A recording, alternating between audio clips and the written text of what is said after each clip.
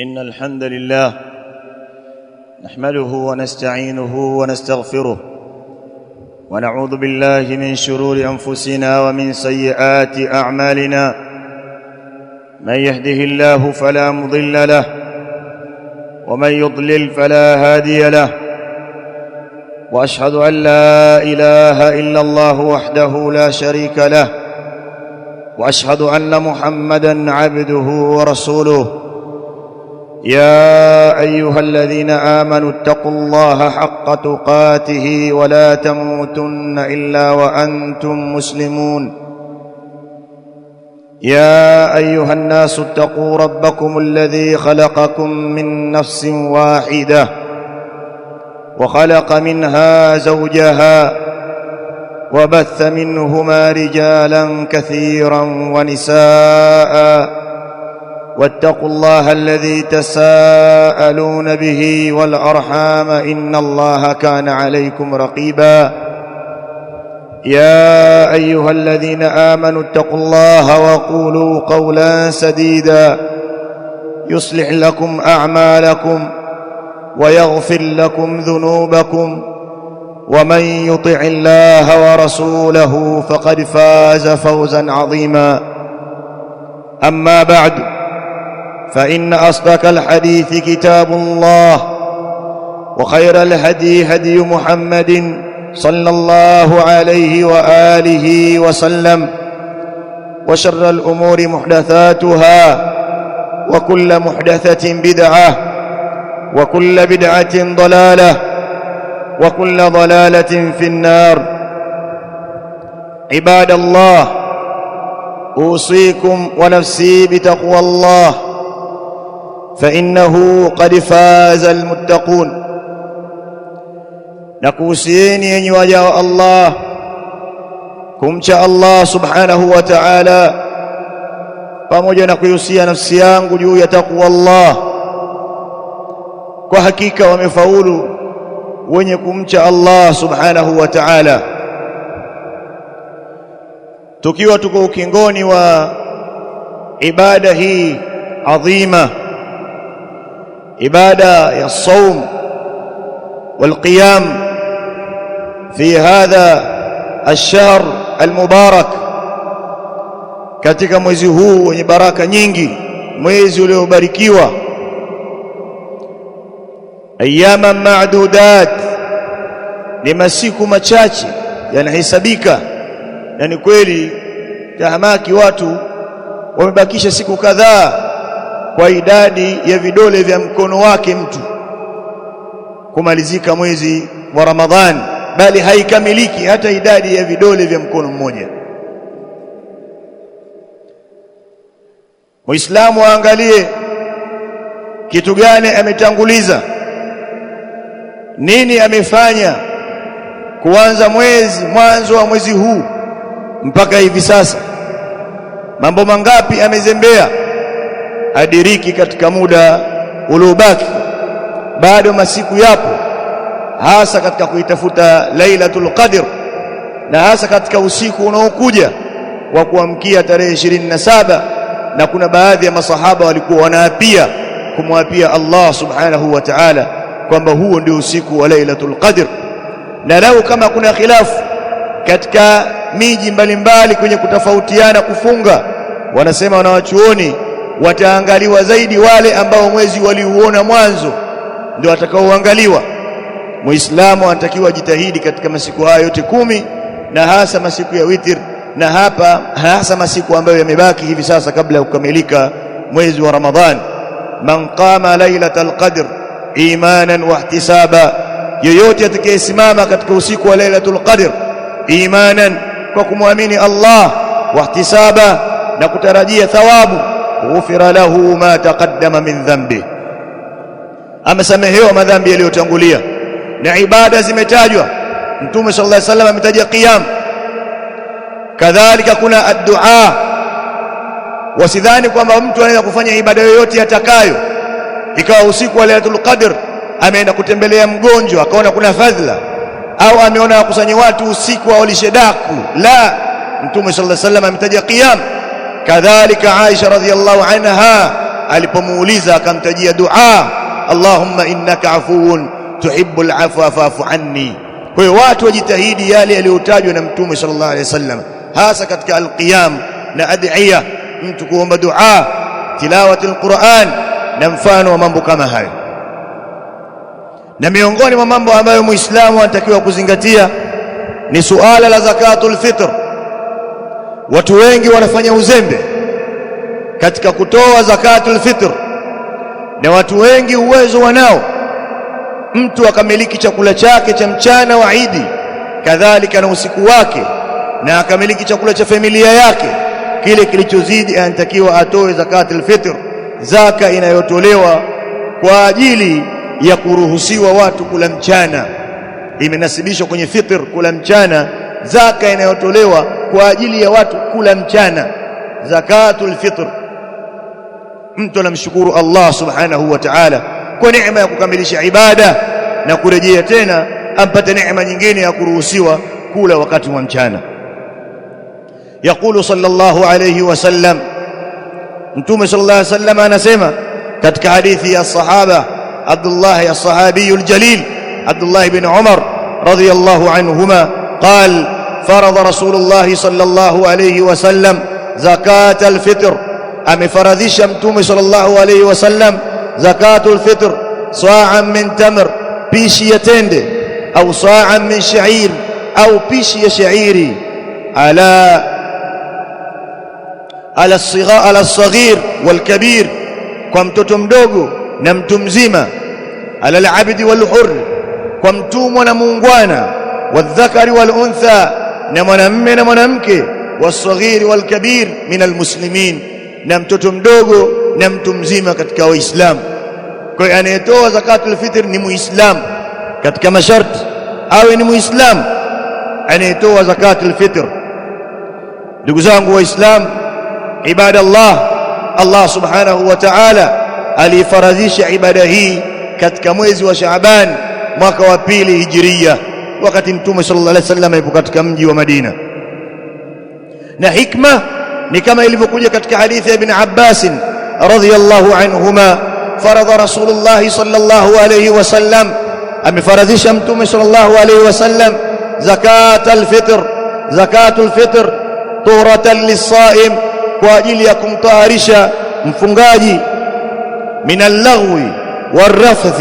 minal-laghwi war-rafath, kumtaharisha mfungaji kutokana na maneno machafu aliyozungumza katika mchana wa Ramadhani, na mambo ya upuuzi, mambo ya puo aliyofanya katika mchana wa Ramadhani.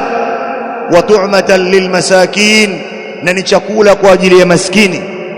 Mfungaji anjitoharisha na baadhi ya makosa na dosari zilizotokea katika mchana wa Ramadhani, kadhalika ni chakula kumfanyia wasaa maskini wa Kiislamu.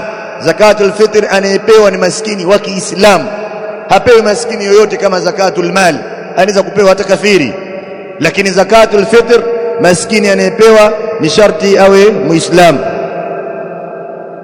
Ibadallah, enyi waja wa Allah subhanahu wa ta'ala, tumetangulia kutaja kwamba masharti ni kuwa mtu awe muislamu, kadhalika awe na chakula cha ziada baada ya kukamilika mlo wake yeye mwenyewe na familia yake mchana na usiku wake wa siku ya Eid.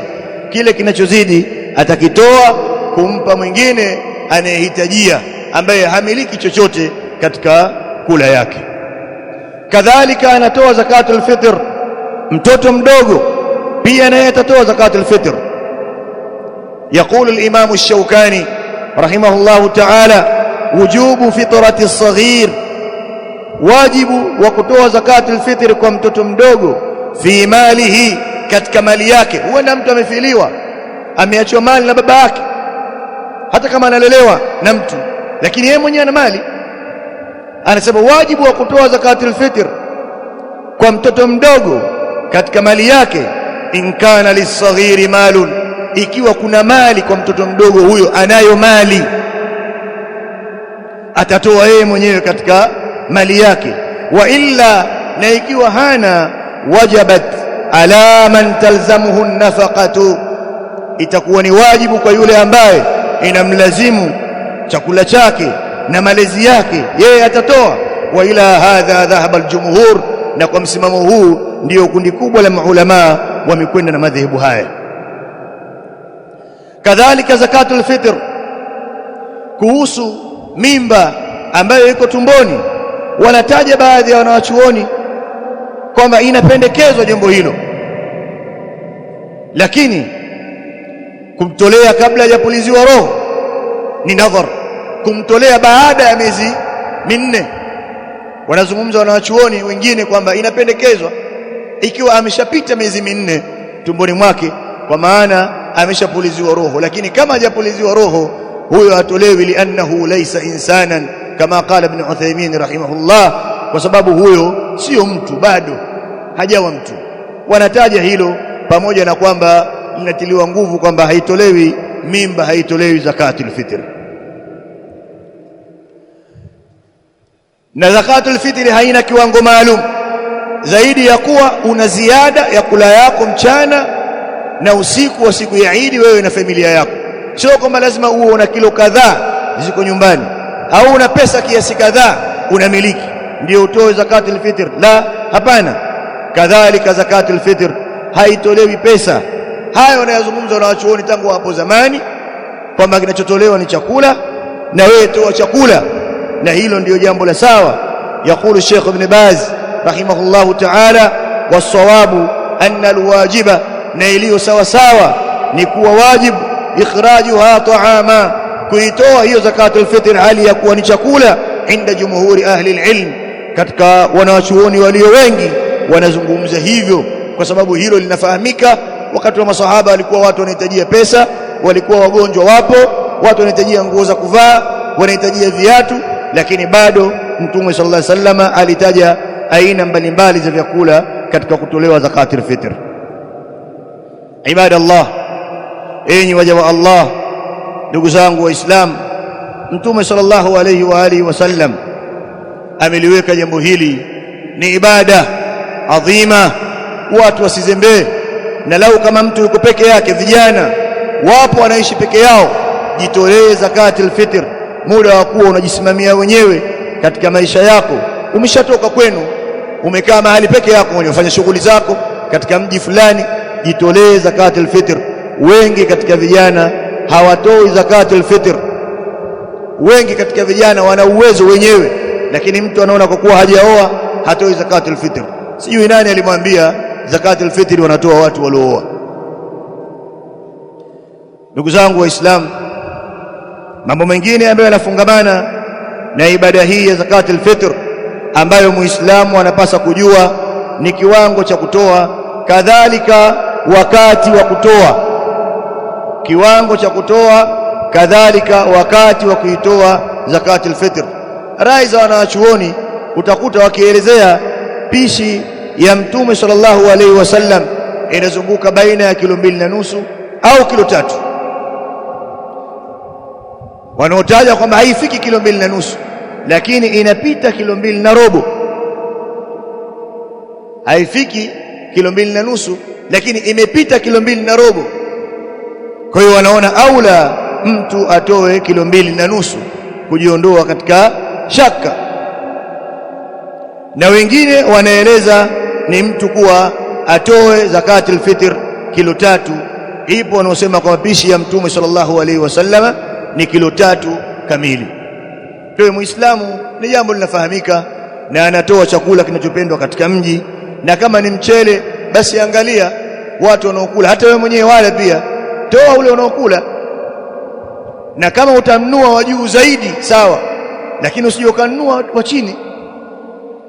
Chakula kinachopendwa na watu wengi, na mtu toa chakula kinacholiwa na watu wengi, toa hata kinachokula wewe mwenyewe, ni vizuri zaidi mtu akafanya hivyo. Aqulu qawli hadha wa astaghfirullah. Alhamdulillahi rabbil alamin, wassalatu wassalamu ala rasulillah wa ala alihi wa ashabihi ajma'in, wattabi'in lahum bi ihsanin ila yawmiddin. Allahumma salli ala Muhammadin وعلى آل محمد كما صليت على إبراهيم وعلى آل إبراهيم إنك حميد مجيد. اللهم بارك على محمد وعلى آل محمد كما باركت على إبراهيم وعلى آل إبراهيم إنك حميد مجيد. عباد الله، enyi waja wa Allah, nakuhusieni na kuhusia nafsi yangu kumcha Allah subhanahu wa ta'ala. Nikimalizia baadhi ya mambo ya kukumbushana katika suala la zakatul fitr ni kuwa mtu atatoa zakatul fitr itakapokuwa limezama jua siku ya mwisho ya Ramadhani. Limezama jua siku ya mwisho ya Ramadhani, kadhalika asubuhi ya siku ya al-Eid anatakiwa mtu atoe zakatul fitr kabla hajaenda kuswali swala ya Eid. Na lau kama atatoa zakatul fitr baada ya kuwa ameshaswali swala ya Eid, fahiya sadaqatun min as-sadaqat, hiyo itakuwa ni sadaka kama sadaka nyingine. Kadhalika zakatul fitr, maskini anayepewa, lau kama ataona amepata mchele mwingi, anaruhusiwa na yeye pia kutoa zakatul fitr kama vile anavyoruhusiwa kuuza. Maana yake ni katika miliki yake, ni mali yake mwenyewe. Akiwa amepata mwingi akaona auze mwingine afanye mambo mengine, pia inafaa. Kama vile inafaa mwenye kutoa kumpa maskini mmoja, hata kama zaka za watu 4 5 wa nyumbani kwake akampa maskini mmoja, pia inafaa. Jambo hilo halina neno. Kadhalika hakuna dua maalum ya kutoa zakatul fitr kama wanaofanya baadhi ya watu, wakaushika mchele na kuunuiza ili kutoa zakatul fitr. Jambo hilo halijathibiti, na mambo mengi ambayo watu wanayafanya, na wengine huona zakatul fitr anapewa shekhi ambaye akiwatamkisha watu nia ya kufunga mwezi wa Ramadhani. Kadhalika utafungua vitabu vyote, huwezi kupata jambo hilo. Ni mambo ya uzushi na wajanja wamewatapeli wenzao. Lakini muislamu anatakiwa azinduke, zakatul fitr mpafute maskini kumpatie. Lau kama shekhi au mwalimu maskini atapewa kwa ule umaskini, hapewi kwa ule ushekhi, kwa sababu hakuna kitu kama hicho. Kadhalika zakatul fitr hapewi mtoto yatima, labda iwe ana umaskini. Kuna wengine mayatima lakini wanajiweza. Baadhi ya watu hudhani hivyo, wakachukua zakatul fitr kupeleka sehemu za watoto mayatima. Lakini mwingine yatima ni kufiliwa na baba kabla ya kufika baligh, lakini inawezekana ana mali, baba ameacha mali, yeye mwenyewe yatima akawa anatoa zakatul fitr pia, utampa vipi? Kwa hiyo hakuna mafuhumu hiyo, labda atapewa kwa sababu yeye ni katika kundi la maskini. Kadhalika inafaa mtu kumpa akakutolea, akakaa wakala kutolea zakatul fitr, na mtu aweza kutoa katika mji uliomkuta swala ya Eid, na kama ni ngumu kuwapata maskini au kupata mchele katika baadhi ya miji, au akumpatia hayupo, basi atatoa maelekezo kwa mtu mwingine kumtolea. Na lau kama mtu alichelewa kutoa kwa udhuru wa kisheria, pia anaruhusiwa kutoa baada ya hapo. Ndugu zangu Waislamu, kadhalika tuna ibada ya Eid. Ni sunna watu kuswali viwanjani, na Mtume sallallahu alaihi wasallam Eid zote alizoswali ameswali viwanjani. Kadhalika lau kama kuna udhuru watu wakaswali msikitini, basi pia si vibaya katika hilo. Na hukumu ya salatul Eid, wapo wanawachuoni wanazungumza kwamba ni fardh, kwa sababu imewezekana masahaba kuswali ikiambukia siku ya Ijumaa, walioswali Eid anaweza kuwa na khiari akaacha Ijumaa akaswali dhuhur nyumbani, kuonyesha kwamba imekaa sehemu ya fardhi mpaka imeangusha fardhi ya Ijumaa kwa mtu akaswali dhuhur. Na wengine wanazungumza hapana, ni sunna swala ya Eid, na wanaotilia nguvu kwamba ni wajibu, mpaka Mtume sallallahu alaihi wasallam alihimiza mpaka waende wanawake wenye hedhi, kama katika hadithi ya Ummu Atiya, amarana yani an-nabiy sallallahu alayhi wasallam au taani an-nabiy sallallahu alayhi wasallam, alituamrisha sisi, anamkusudia Mtume sallallahu alayhi wasallam, an nukhrija fil eidaini, tuwatoe wanawake fil eidaini al-awatiq, wanawake waliofikia baligh vigori, wa dhawati al-khudur, wanawake ambao bikra wamestiriwa. Ilikuwa mtu hata katika miji ya pwani zamani ilikuwa ni hivyo, watoto wadogo, mtoto wa kike akishafikia baligh atatolewa skuli, atawekwa nyumbani asubiriwa kuolewa. Wakati huo panawekwa pazia, hatoki, humuoni tena mpaka atapoposwa kuja kuolewa, ndio anatoka katika nyumba yake. Lakini sasa wanawake wanatoka zaidi ya wanaume huko nje, lakini uzungumza wakati huo watu wana afya ya dini yao. Kwa hiyo Mtume sallallahu alaihi wasallam akaamrisha watoke, kadhalika wa amara al-huyadha, na akawaamrisha wanawake wenye hedhi an ya'tazilna al-musalla al-muslimin, wajitenge na musalla wa Waislamu, wakae nyuma kabisa wanawake wenye hedhi. Kwa hiyo wanawake watoke majumbani, watu wazima, watoto wadogo wale katika siku zao pia na wao wakashuhudie mjumuiko huu na wakashuhudie mawaidha ya Waislamu.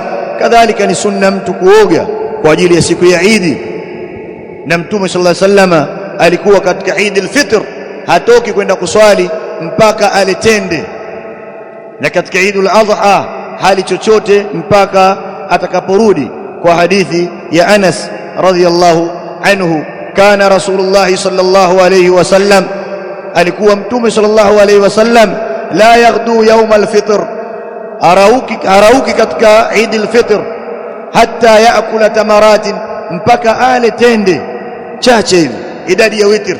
Alikuwa riwaya nyingine sema alikuwa anakula tende 3, wa yakuluna witra wa yakuluhunna witra, na alikuwa anakula tende idadi ya witr Mtume sallallahu alayhi wasallam. Ni sunna mtu akafanya hivyo. Wala yat'amu yawm al-adha, na wala alikuwa hali katika Eid al-Adha hatta yusallia, mpaka atakaporudi, atakapomaliza kuswali, kwa hadithi ya Buraida radhiyallahu anhu.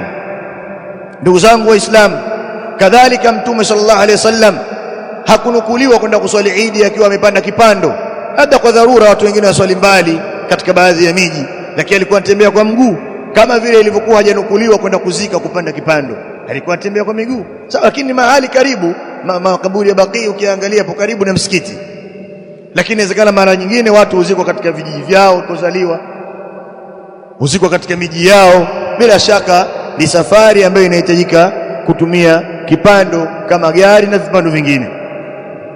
Kadhalika sunna watu kubadilisha njia, waliokwendea na njia ambayo atarudi, mtu arudi kwa njia nyingine. Kadhalika imethibiti sunna, Mtume sallallahu alaihi wasallam alikuwa katika viwanja vya Eid, hakuna mimbari inayotolewa, wala hakuna khutba, wala hakuna adhana inayotolewa, wala hakuna iqama, wala hakuna tahiyatu almasjid kama tunavyosali msikitini, mtu akasali tahiyya katika uwanja, wala hakuna qabliya. Lakini Mtume sallallahu alaihi wasallam alikuwa akirudi nyumbani anaswali rakaa 2. Baadhi ya wanachuoni wanasema itakuwa ni salatu duha, ni swala ya duha aliyokuwa na swali Mtume sallallahu alaihi wasallam. Kadhalika kuna at-takbirat wal-tukmilu al-iddah walitukabbiru Allah ala ma hadakum wa la'allakum tashkurun, na mtimize hiyo hisabu na mumtukuze Allah. Watu walete takbira tangu itakapothibiti kuisha kumalizika kwa mwezi wa Ramadhani na kuzama jua siku ya mwisho ya Ramadhani, walete takbira, Allahu akbar, Allahu akbar, la ilaha illa Allah, Allahu akbar, Allahu akbar walillahi alhamd. Takbira na mfano wa hizo ambazo zimenukuliwa kwa maswahaba kwamba walikuwa wanatamka Allahu akbar, Allahu akbar, Allahu akbar kathira, pia katika takbira ambazo hakitamka, na matamko yamethibiti, matamko mbalimbali ya takbira hizo. Kadhalika maamuma hanyanyui sauti ya takbira wakati wa kuswali. Al-Imam an-Nawawi rahimahullahu ta'ala anasema, wa amma ghayru al-imami, ama asiyekuwa imamu, fasunnatu al-israru bitakbir, sunna ni kuficha takbira, sawaun al-ma'mumu wal-munfarid, ni mmoja amekuwa maamuma au mwenye kuswali peke yake. Wa adna al-israr, na kiasi cha chini cha kuficha, an yusmi'a nafsa, ajisikilizishe yeye mwenyewe, idha kana sahiha as-sam'i, akiwa masikio yake ni mazima anasikia.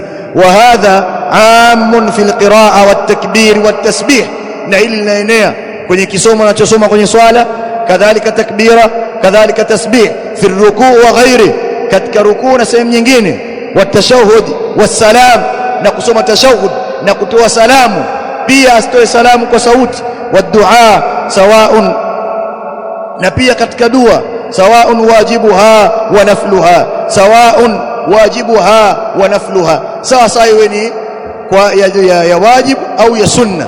Watu wengi imamu akileta takbira na utasikia Allahu akbar, lakini maamuma analeta kimya kimya. Hata katika swala ya jeneza pia hatakiwi kunyanyua sauti, na mambo mengine ya Idi watu wanayajua, siwezi kuyataja yote katika kikao kama hiki ambacho hakiruhusu kuzungumza kwa muda mrefu. Tunamuomba Allah subhanahu wa ta'ala atakabalie ibada zetu na atujalie katika watu ambao tumediriki usiku wa Lailatul Qadr na tukasamehewa madhambi ya miezi 1000 kama anavyosema Allah subhanahu wa ta'ala, na ajalie mwezi wa Ramadhani umemalizika tukiwa sisi ni maghfurun, tumesamehewa kabisa madhambi yetu. Allah subhanahu wa ta'ala huacha huru watu na moto kila usiku wa Ramadhani. Kadhalika na sisi Allah subhanahu wa ta'ala tunamuomba ajalie katika utaqa minan nar, katika watu ambao amewaacha huru na moto. Wa nasallallahu ta'ala an yaj'alana min alladhina yastami'una alqawla fayattabi'una ahsana. Allahumma ati nufusana taqwaha wa zakkiha anta khairu man zakkaha anta waliyuha wa mawlaha. Rabbana taqabbal minna innaka antas samiul alim wa tub alayna innaka antat tawwabur rahim. Wa sallallahu ala nabiyyina Muhammadin wa ala alihi wa ashabihi ajma'in.